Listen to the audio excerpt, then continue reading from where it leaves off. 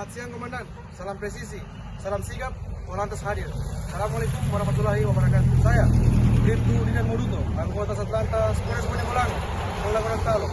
Pada hari ini, Senin 1 Desember 2024, tepatnya pada pukul 13.20. Izin melaporkan situasi arus lalin dari Pospam Tapa Bone Bolango. Seperti yang kita lihat bersama, arus lalin dari arah Tapa menuju ke kota Gorontalo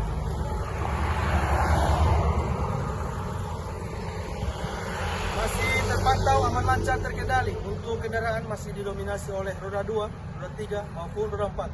Dan kami selalu menghimbau kepada seluruh masyarakat, terutama pengguna jalan, agar selalu mengutamakan keselamatan berlalu lintas dan selalu menaati peraturan berlalu lintas. Demikian laporan situasi yang saya sampaikan. Salam presisi, salam sigap, salam hadir. Assalamualaikum warahmatullahi wabarakatuh. Selamat siang Komandan.